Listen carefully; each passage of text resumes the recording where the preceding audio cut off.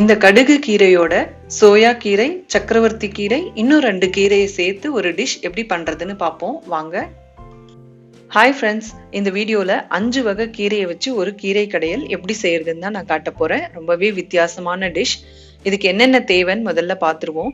முதல்ல 5 வகை கீரை என்னன்னு பார்ப்போம். கடுகு கீரை, அடுத்து பாலக்கீரை, அதுக்கு அடுத்து வெந்தயக்கீரை, சோயா கீரை, கடைசியா சக்கரவர்த்தி கீரை. இதான் 5 வகை கீரை. சோள மாவு, பூண்டு, பச்சை மிளகாய், இதுதான் மொத்தம் தேவையான பொருட்கள். எவ்வளவு தேவை, எப்படி செய்யணுன்றத பார்ப்போம். கடுகு கீரை 600 கிராம் அளவுக்கு எடுத்துக்கோங்க. இதுதான் மெயின் கீரை இந்த கீரை கடையலோட. இது கடுகு செடி. அடுத்து பாலக்கீரை, இதை நமக்கு தெரியும், பயன்படுத்தியிருப்போம். இது 250 கிராம். அதுக்கு அடுத்து வெந்தயக்கீரை, இதுவும் நம்ம நிறைய பயன்படுத்தியிருப்போம். இது 200 கிராம் அளவுக்கு எடுத்துக்கோங்க. அடுத்து சோயா கீரை, இது சோயா செடி, பார்க்க கொத்தமல்லி மெல்லிசா இருந்தா எப்படி இருக்குமோ அந்த மாதிரி இருக்கும். இது ஒரு 150 கிராம் எடுத்துக்கோங்க. கடைசியா சக்கரவர்த்தி கீரை, அது ஒரு 250 கிராம். மொத்தம் 5 வகை கீரையை சேர்த்து 1.5 கிலோ. இந்த சக்கரவர்த்தி கீரை எப்படி இருக்குன்னு பாருங்க. இதுதான் சக்கரவர்த்தி கீரை. இது ஒரு 1/4 கிலோ. இதுதான் 5 வகை கீரை. இதோட நம்ம 2 டேபிள் ஸ்பூன் சோள மாவு, ஒரு முழு பூண்டு உரிச்சு எடுத்துக்கோங்க. அடுத்து 10ல இருந்து 12 பச்சை மிளகாய். இது கொஞ்சம் காரமா இருக்கும். ஒருவேளை உங்களுக்கு காரம் வேண்டாம்னா குறைச்சிக்கலாம் நீங்க பச்சை மிளகாய. அடுத்து எல்லா கீரையும் கிளீன் பண்ணி பொடியா நறுக்கி எடுத்துக்கணும். இந்த மாதிரி நான் எல்லாமே கிளீன் பண்ணி பொடியா நறுக்கி எடுத்துக்கிட்டேன். அடுத்து நம்ம எப்படி சமைப்போம்னு பார்ப்போம். முதல்ல இந்த 3 ஐட்டத்தை தவிர்த்து இந்த 5 வகை கீரையை மட்டும் நம்ம வேக வச்சு எடுத்துக்கணும். அதுக்கு நான் ஒரு 5 லிட்டர் குக்கர் எடுத்திருக்கேன்.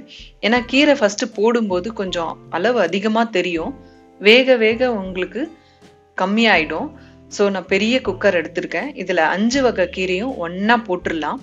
போட்டதுக்கு அப்புறம் இதை 2 விசில் விட்டு, அதுக்கப்புறம் 2 விசில் வந்ததுக்கு அப்புறம் ஃபுல் சிம்ல வச்சு 1 மணி நேரம் வேக வைக்கணும். இப்ப நான் எல்லா கீரையும் சேர்த்துட்டேன். இதுல 1/2 லிட்டருக்கும் கொஞ்சம் அதிகமா நான் தண்ணி சேர்த்துக்கிறேன். தண்ணி சேர்த்துட்டு இதை நம்ம வேக வைக்கணும். 1 மணி நேரம் நம்ம ஸ்லோவா வேக வச்சாதான் அந்த கடுகு கீரையில இருக்கிற வாசனை வெளி ரொம்ப டேஸ்ட் கொடுக்கும். இப்போ இது ஒரு மூடி போட்டு மூடி 2 விசில் வரைக்கும் ஃபுல்லுல வைப்போம். 2 விசில் வந்ததுக்கு அப்புறம் அடுப்பை சிம் பண்ணிட்டு 1 மணி நேரம் வேக விடலாம். கீரை வேகறதுக்குள்ள நம்ம பூண்டு, பச்சை மிளகாய அரைச்சி எடுத்துக்கலாம். இதை அரைச்சி நம்ம அந்த வேக வச்ச கீரையில ஆட் பண்ணணும். கொஞ்சமா தண்ணி விட்டு நல்லா பேஸ்ட் மாதிரி அரைச்சி எடுத்துக்கலாம். இந்த மாதிரி இப்போ இது ரெடி ஆயிடுச்சு. அடுத்து இப்ப கீரைய ஓபன் பண்ணி பார்க்கலாம். 1 hour ஆயிடுச்சு, நல்லா வெந்துடுச்சு. இப்ப பாத்தீங்கன்னா வெந்து நல்லா சுருண்டு கொஞ்சமான அளவுல வந்துடுச்சு.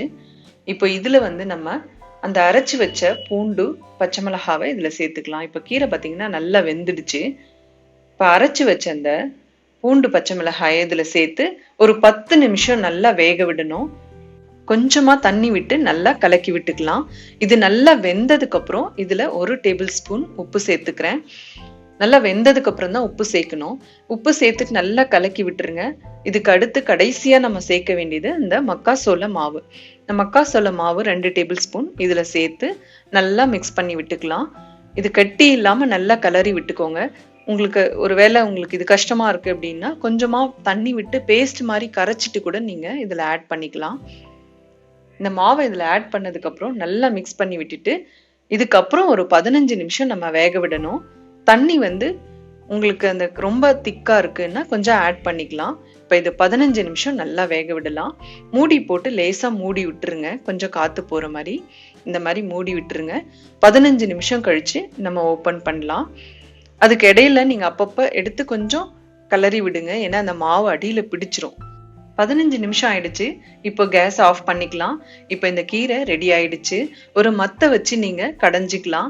நான் பொடியா நறுக்குனதுனால கடையாம அப்படியே டைரக்டா யூஸ் பண்றேன். இதுல எண்ணெயே கிடையாது. நம்ம இந்த தாளிப்பு சேர்க்கறது தான் இந்த எண்ணெயே இல்லாம சமைக்கிறது.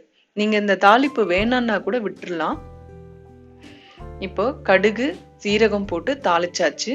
அவ்வளவுதான். இந்த செய்முறை முடிஞ்சிருச்சு. இந்த கீரைய வந்து நீங்க 5 நாள் கூட வச்சு சாப்பிடலாம். கெடாது. பொதுவா கீரைய வந்து அன்னன்னைக்கு சாப்பிட்றணும் அப்படின்னு சொல்லுவாங்க. ஆனா இது கொஞ்சம் வித்தியாசமான கீரை. 5 நாள் வச்சு கூட நீங்க சாப்பிடலாம். இது வந்து பாத்தீங்கன்னா, மக்காசோள மாவு சப்பாத்தியோட ரொம்ப சூப்பரா இருக்கும். அதே சமயம் சாதத்தோடவும் ரொம்ப நல்லா இருக்கும். இத கண்டிப்பா ட்ரை பண்ணி பாருங்க. உங்களுக்கு ரொம்பவே யூஸ்ஃபுல்லா இருக்கும். அதே சமயம் ரொம்ப பிடிச்சிருக்கும் அப்படின்னும் நம்புறேன். நன்றி, வணக்கம்.